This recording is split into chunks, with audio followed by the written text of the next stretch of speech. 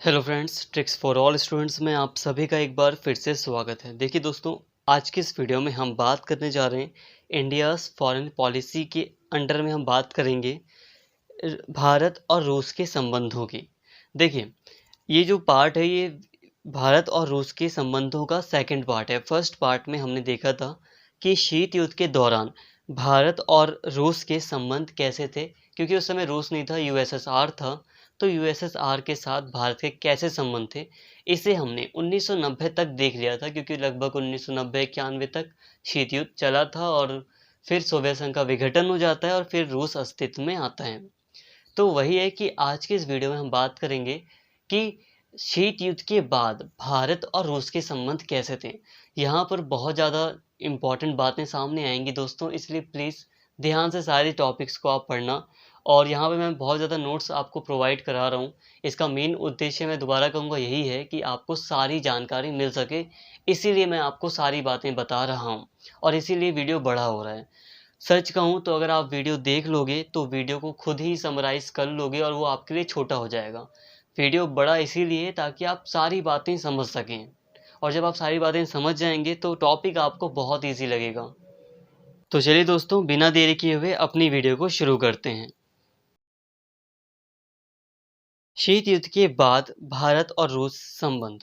After the cold war, Boris Yeltsin के नेतृत्व में नवोदित रूसी गणराज्य ने भारत को मित्रता और सहयोग की उसी नीति पर चलते रहने का आश्वासन दिया जिस पर कई दशकों से भारत और सोवियत मैत्री संबंध आधारित थे। सोवियत संघ के विघटन ने 1971 की मैत्री संधि, जिसको 1991 में नवीकृत किया गया था, की उपयोगिता को समाप्त कर दिया गया। अब देखिए दोस्तों, बोरिस एल्तेनिस के नेतृत्व में सोवियत जो रूस राज्य होता है, रूस गणराज्य होता है, वो अस्तित्व में आता है। और रूस कहता है भारत से कि देखो, हम आपको अपनी मित्रता और अपना जो हम सहयोग करते थे उसका मतलब पूरा आश्वासन देते हैं। जो सहयोग आपका सोवियत संघ के साथ था, वही सहयोग आपका रूस के साथ भी रहेगा, वही मित्रता आपकी रूस के साथ भी रहेगी। बट जो सोवियत संघ के साथ 1971 में जो संधि की थी भारत ने, फिर उसको 1991 में नवीकृत किया गया था, मतलब दोबारा से उस संधि को किया गया था। बट क्योंकि ये संधि सोवियत संघ के साथ साइन की गई थी, इसलिए रूस ने इस संधि को समाप्त कर दिया, इसकी उपयोगिता को समाप्त कर दिया। उसके स्थान पर एक नई भारत रूस मैत्री संधि आवश्यक हो गई। एक नई संधि पर रूस के राष्ट्रपति एल्तेनिस तथा भारत के प्रधानमंत्री नरसिंह राव ने 1993 में हस्ताक्षर किए। जो पहले संधि की गई थी सोवियत संघ के साथ, उसकी उपयोगिता को समाप्त कर दिया गया, फिर एक नई संधि की गई मित्रता की 1993 में।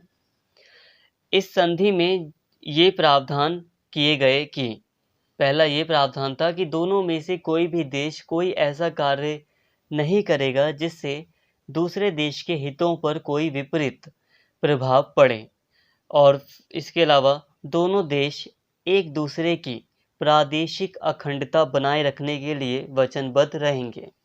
स्पष्ट है कि इस संधि का उतना महत्व नहीं हो सकता था जितना कि बांग्लादेश के संकट के परिप्रेक्ष्य में 1991 की भारत सोवियत मैत्री संधि का था। कहने का मतलब यही दोस्तों कि सोवियत संघ ने जो 1991 में भारत की मदद की थी इस संधि के बिहाफ पर, फ्रेंडशिप की तो संधि की गई थी सोवियत संघ के साथ, कौन सी बहुत ज़्यादा सैनिक संधि की गई थी, ऐसा नहीं है। तो अब रूस उस संधि को उतना नहीं निभाएगा जितना कि सोवियत संघ ने निभाई थी, ये साफ था। बट हाँ, फ्रेंडशिप की मैत्री की संधि रूस के साथ अब की गई, बट फिर भी ये स्पष्ट था, ये बिल्कुल साफ था कि अब ये संधि उतनी कारगर नहीं सिद्ध होगी जितनी बांग्लादेश के साथ युद्ध के समय हुई थी। और ये हकीकत भी है कि जितना सोवियत संघ ने हमारा साथ दिया उतना रूस नहीं दे सकता। कोई नहीं, ये दूसरी बातें भाई दे भी सकता है साथ, ऐसी बात नहीं है। बट हाँ, 1993 में दोनों ही देशों के बीच में ये मैत्री की एक संधि स्थापित की गई थी। इस बीच रूस के नए नेताओं को उग्र वामपंथियों तथा उग्र दक्षिणपंथियों दोनों की आलोचना और विरोध का सामना करना पड़ रहा था। ऐसी स्थिति में रूस ने 1992 से ही एक ऐसी सतर्क विदेश नीति अपनाई जिसके द्वारा वह पश्चिम के देशों तथा गुटनिरपेक्ष देशों दोनों के साथ मित्रता रख सकें। इस पृष्ठभूमि में प्रेक्षकों को 1992 में भारत रूस संबंधों में 3 प्रमुख प्रवृत्तियों का आभास मिला। ये थी, देखिए दोस्तों, अब रूस की विदेश नीति को लेकर रूस में वामपंथी दक्षिणपंथी बहुत आलोचना कर रहे थे। रूस ने अब अपनी ऐसी विदेश नीति अपनाने का प्रयास किया कि जो रूस है वो गुटनिरपेक्ष देशों के साथ अपनी बहुत अच्छी दोस्ती स्थापित करे, साथ ही जो वेस्टर्न कंट्रीज थी जिससे सोवियत संघ की पहले दुश्मनी थी, अब उनसे अपनी मित्रतापूर्ण संबंध स्थापित किए जाएं। ये रूस ने अपना ये प्रयास किया। समझ पा रहे हैं थोड़ा सा यहाँ पर कि अब रूस का जो झुकाव था वो पश्चिमी देशों की तरफ बढ़ रहा था। अब इन्हीं सब चीज़ों के चलते जो प्रेक्षक थे, जो ऑब्जर्वर थे, उन्होंने भारत और रूस के संबंधों में 3 मुख्य प्रवृत्तियां, मतलब 3 बातें स्पष्ट रूप से देखी, जो कि इस प्रकार थी। पहली बात थी कि परंपरागत संबंधों के समर्थकों ने निरंतरता की नीति पर बल दिया। मतलब कि जो रूस में जो परंपरागत संबंध बनाए रखने वाले जो लोग थे, या भारत के जो परंपरागत जो संबंध चले आ रहे थे उसका समर्थन करने वाले जो लोग थे, वो चाहते थे कि भारत और रूस के जो संबंध है वो निरंतरता की नीति पर जैसे चले आ रहे थे सोवियत संघ के साथ वैसे बने रहें, उस पर बल दिया गया। कुछ ऐसे विद्वान और राजनेता उभरे जो अतीत की सभी वैचारिक अवधारणाओं से मुक्त नए भारत रूस संबंधों के विकास पर बल दे रहे थे। अब दूसरी तरफ कुछ लोग थे परंपरागत, जो चले आ रहे थे रिलेशन, वैसे ही रिलेशन बनाए रखने की बात कर रहे थे। अब कुछ जो विद्वान थे, कुछ राजनेता थे, वो चाहते थे कि भारत और रूस अपने नए संबंध का विकास करें, नए रूप से अपने संबंध स्थापित करें। अब तीसरे है कि कुछ ऐसे अमेरिका समर्थक थे जो कि अमेरिका रूसी मित्रता पर इतना अधिक बल दे रहे थे कि उन्हें परंपरागत मित्रों जैसे भारत के हितों और भारत रूस मैत्री को बलिदान करने में भी कोई संकोच नहीं था। अब देखिए दोस्तों, रूस में जो लोग थे, जो राजनेता विद्वान वगैरह थे, उसमें कुछ थे कि परंपरागत चाहते थे कि रिलेशन बने रहें भारत और रूस के, कुछ चाहते थे कि नए सिरे से बने, और कुछ चाहते थे कि अब अमेरिका का समर्थक हो, अमेरिका के साथ रूस को अच्छी मित्रता स्थापित करनी चाहिए और भारत पर इतना ध्यान ना देते हुए अमेरिका पर ज़्यादा ध्यान देना चाहिए। ये मानना था कुछ लोगों का रूस में। सन 1992 में तो ऐसा लगा कि तीसरी अवधारणा का बोलबाला था और भारत रूस संबंधों में शिथिलता आ गई। मतलब कुछ समय ऐसा लगा कि रूस अमेरिका के साथ बहुत ज़्यादा बढ़ रहा है, रूस अमेरिका से मित्रता बढ़ा रहा है, बट मित्रता बढ़ाने के साथ ही वो भारत को नज़रअंदाज कर रहा है, कुछ ऐसा प्रतीत हो रहा था। लेकिन 1993 में राष्ट्रपति बोरिस एल्त्सिन की भारत यात्रा तथा 1994 में नरसिम्हा राव की सोवियत यात्रा ने पुनः पारंपरिक मित्रता की संभावना को उजागर कर दिया। रूसी राष्ट्रपति द्वारा कश्मीर के प्रश्न पर भारतीय पक्ष का पूर्ण समर्थन तथा पाकिस्तान को सैन्य सहायता देने से साफ इनकार करने से ऐसा प्रतीत हुआ कि द्विपक्षीय संबंधों में कोई मतभेद था ही नहीं। देखिए दोस्तों, ऐसा प्रतीत हो रहा था जब रूस नया नया बना तो ऐसा प्रतीत हो रहा था कि अब रूस के साथ भारत के उतने अच्छे संबंध स्थापित नहीं हो पाएंगे जैसे सोवियत संघ के साथ थे। इसका कारण रूस ही था, क्योंकि अब रूस रूस नए देश के रूप में सामने आया तो रूस का जो झुकाव था वो पश्चिमी देशों की तरफ बढ़ रहा था। ऐसे में पश्चिमी देशों की तरफ झुकाव बढ़ते समय वो भारत को नज़रअंदाज कर रहा था। बट फिर धीरे धीरे रूस को भी समझ में आया कि भारत हमारे लिए ज़रूरी है और भारत जैसे जो हमारे पुराने दोस्त हैं उसको हम छोड़ नहीं सकते हैं, उनको छोड़ा नहीं जा सकता है। इसी कारण से फिर रूस ने सकारात्मक भूमिका निभाई और फिर ऐसा लगा कि भारत और रूस के संबंध तो खराब थे ही नहीं। इससे पहले फरवरी 1993-94 से पहले फरवरी 1992 में प्रावदा एक प्रावधा एक न्यूज़पेपर या मैगजीन समझ लो, इसमें प्रकाशित एक लेख में राजनीतिक प्रेक्षक ओवचिन्निकोव ने चेतावनी दी थी कि पश्चिमी देशों के निकट आने की चिंता में रूस को भारत जैसे अपने मित्रों को भुला नहीं देना चाहिए। उसे ये धारणा नहीं बनने देनी चाहिए कि भारत को दूसरा स्थान दे दिया गया था।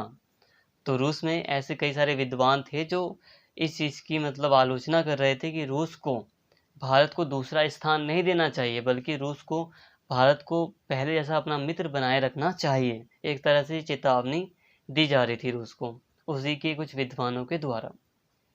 राष्ट्रपति एल्तिनिस ने सार्वजनिक रूप से घोषणा की थी कि भारत के शांतिपूर्ण अंतरिक्ष अनुसंधान कार्यक्रम के प्रयोग में आने वाले क्रायोजेनिक इंजनों के संबंध में रूस प्रौद्योगिकी उपलब्ध करवाएगा।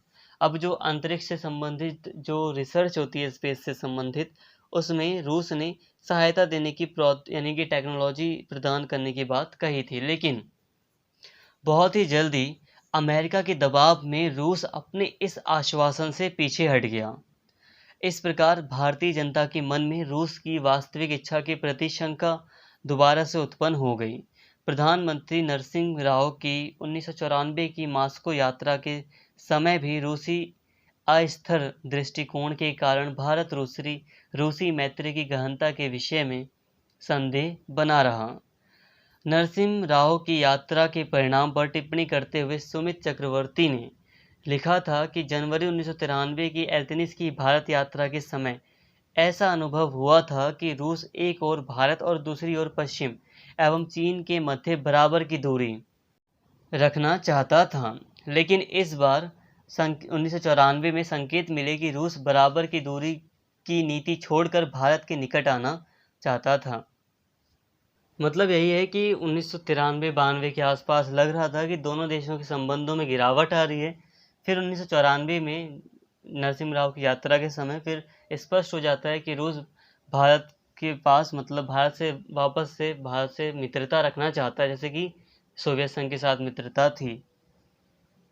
यद्यपि मूल रूप से रूस का पश्चिम की ओर झुकाव बना रहा, फिर भी उसने भारत, पाकिस्तान, चीन तथा जापान के साथ अधिक मधुर संबंधों के लिए प्रयास तेज कर दिए। रूस को इस बात से चिंता हो गई थी कि स्वतंत्र राज्यों के राष्ट्रकुल में अमेरिका के प्रभाव में वृद्धि हो रही थी।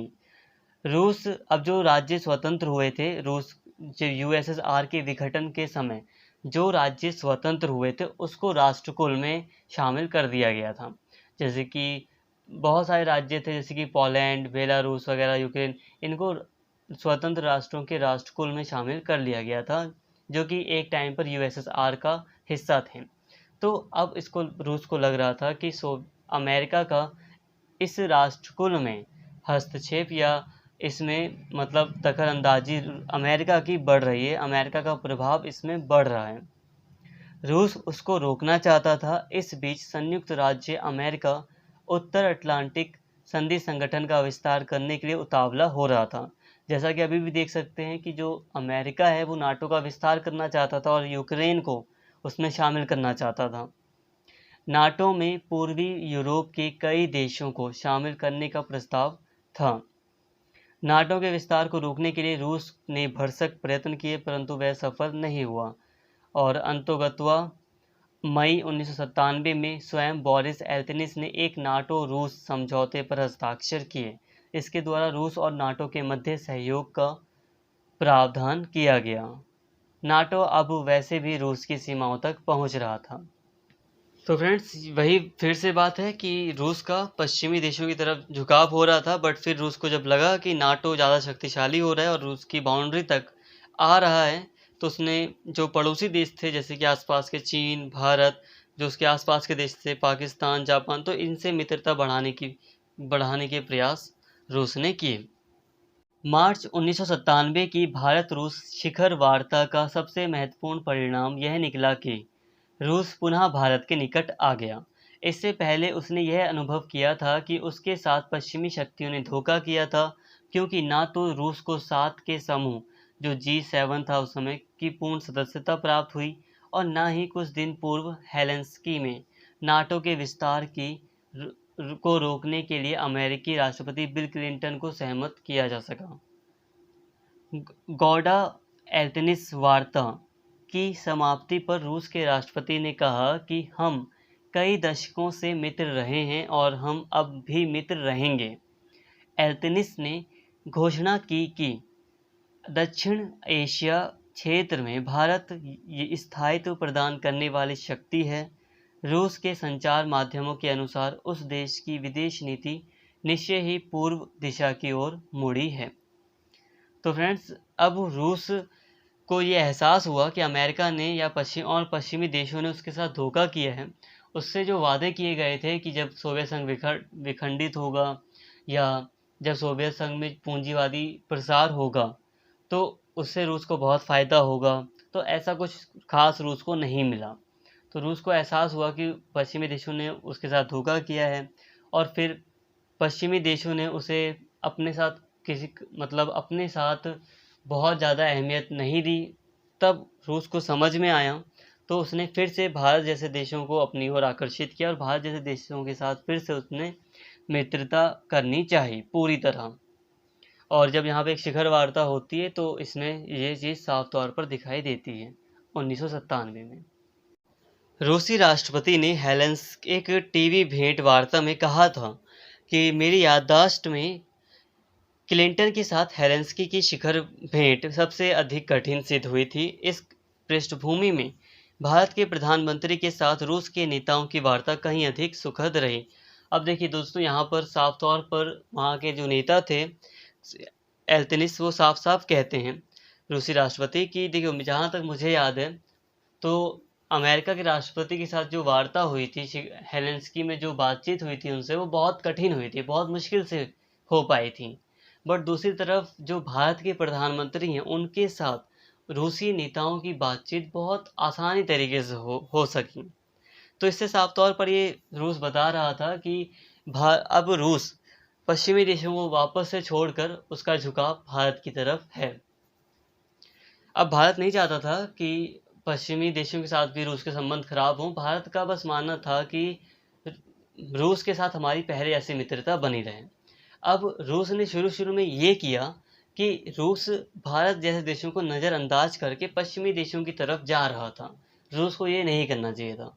फिर उसको समझ में भी आ गया और फिर रूस ने वापस से भारत के साथ अपनी मित्रता बढ़ाई और पश्चिमी देशों ने जो उसके साथ धोखा किया उसको समझ में आ गया था।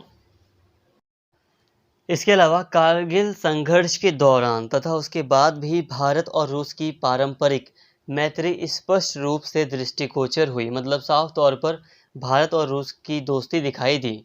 इस संघर्ष के कारण भारत और रूस के मध्य विकसित हो रही रणनीतिक भागीदारी को और अधिक गति प्राप्त हुई।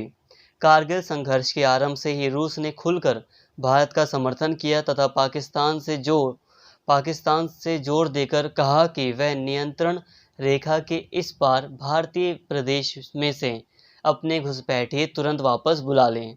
रूस के विदेश मंत्रालय ने 3 अलग-अलग वक्तव्यों के द्वारा कारगिल में पाकिस्तानी कार्यवाही की निंदा की तथा यह कहा कि किसी भी व्यावहारिक द्विपक्षीय वार्ता के लिए यह पहली शर्त थी कि नियंत्रण रेखा की मान्यता को बहाल किया जाए। मतलब यहाँ पर यह है कि रूस ने साफ साफ कह दिया कि पाकिस्तान अब जो घुसपैठिए पाकिस्तान ने भेजे हैं उसको वापस बुला लें। पाकिस्तान ने कहा था ये जो लोग हैं जो वहाँ पर घुसपैठिए जिन्हें भारत कह रहा है वो घुसपैठिए नहीं है बल्कि जम्मू कश्मीर के लोग हैं, ये पाकिस्तान ने कहा। बट रूस ने साफ तौर पर कह दिया कि ये पाकिस्तान के ही लोग हैं, पाकिस्तान के ही घुसपैठिए हैं और पाकिस्तान इन्हें जल्द से जल्द वापस बुला लें। और ये कहा कि द्विपक्षीय वार्ता मतलब आमने सामने अगर बात करना चाहता है पाकिस्तान भारत से तो सबसे पहले जो शर्त होती है द्विपक्षीय वार्ता की, आमने सामने बात करने की, उसकी ये कि जो नियंत्रण रेखा है उसको मान्यता दी जाए। मतलब दोनों ही सेनाएं अपने अपने क्षेत्र में हों, तो पाकिस्तान को अपनी सेनाएं वापस बुलानी चाहिए। और रूस बड़ी शक्तियों में रूस एकमात्र ऐसा देश था जिसने निसंकोच जम्मू कश्मीर को भारत का एक राज्य कहा और इस पर हुए आक्रमण की निंदा की। मतलब रूस ने साफ तौर पर जम्मू कश्मीर को भारत का राज्य कह दिया और कहा कि पाकिस्तान ने इस पर आक्रमण किया है। तो इससे भारत और रूस की जो मैत्री थी, मित्रता थी, वो और भी ज़्यादा उभर कर सामने आई। राष्ट्रपति बोरिस एल्त्सिन द्वारा अचानक 31 दिसंबर 1999 को अपने पद से त्यागपत्र देने के पश्चात प्रधानमंत्री व्लादिमीर पुतिन कार्यवाहक राष्ट्रपति बने। उनकी सरकार ने कहा कि रूस भारत और एवं चीन को अपना स्वाभाविक मित्र मानता है। नवनिर्वाचित रूसी राष्ट्रपति व्लादिमीर पुतिन तथा प्रधानमंत्री वाजपेयी की सरकारों ने आपसी संबंधों को और भी प्रगाढ़ बनाने के प्रयास जारी रखे। अमेरिकी राष्ट्रपति क्लिंटन की मार्च 2000 की अति सफल भारत यात्रा के कुछ ही महीने पश्चात राष्ट्रपति पुतिन भारत आए तथा आपसी सहयोग के पुरानी रूसी भारत समझौते को नया आयाम दिया। दोनों ने सामरिक सहयोग के मूल नए समझौते पर हस्ताक्षर किए। इसके अतिरिक्त भविष्य में सहयोग के 10 अन्य समझौते पर भी हस्ताक्षर किए गए।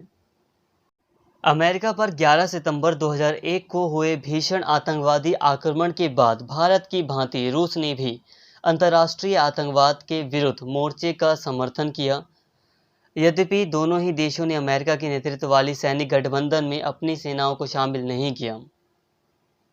तो फ्रेंड्स, भारत और रूस के बीच कई सारे समझौते भी हुए हैं, और अगर बात करें सबसे हालिया समझौते की, तो सबसे हालिया रक्षा समझौतों में भारत द्वारा 5 S-400 मिसाइल की खरीद की गई।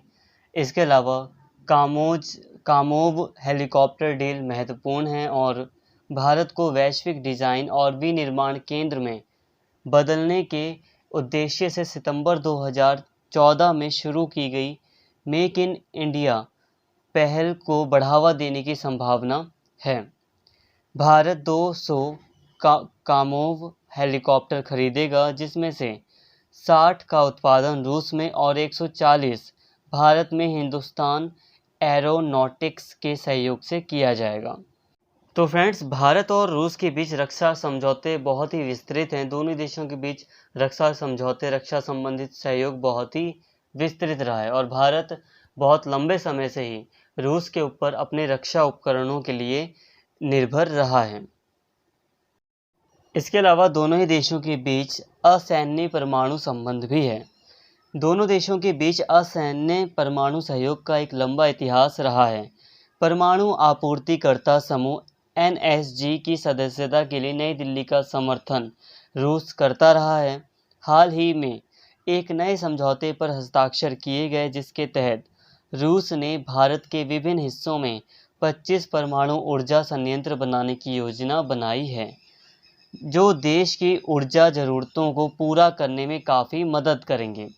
वास्तव में रूस परमाणु ईंधन और प्रौद्योगिकी की आपूर्ति करने वाला पहला देश है, जो परमाणु ऊर्जा क्षेत्र में विश्व स्तर पर भारत की स्थिति को अत्यधिक बढ़ा देगा। कजाकिस्तान और कनाडा के अलावा रूस भारत के रणनीतिक यूरेनियम रिजर्व में सबसे बड़ा योगदानकर्ता बन गया है।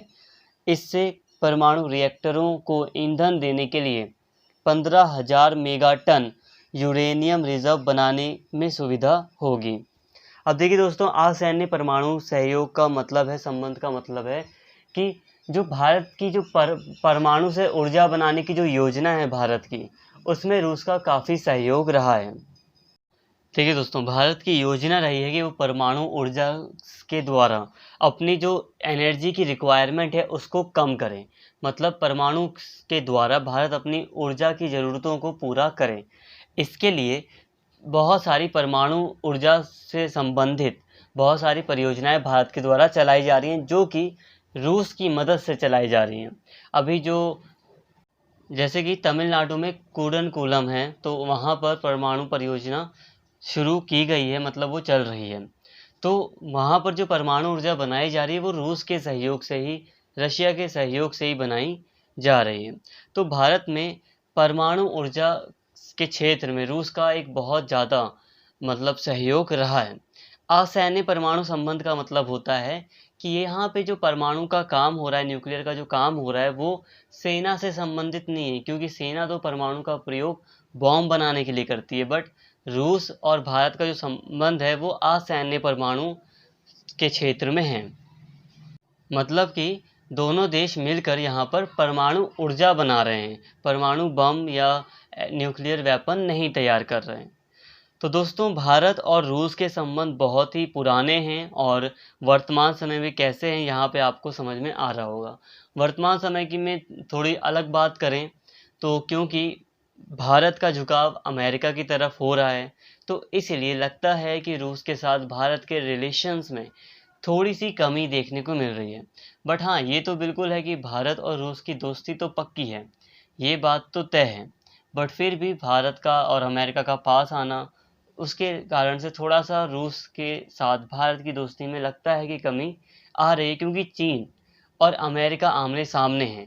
ऐसे में रूस चीन का साथ दे रहा है, तो कई बार ऐसा लगता है कि रूस चीन साथ में आ रहे हैं, तब भी भारत और रूस के संबंधों में थोड़ी सी लगता है कि कमी देखने को मिल रही है।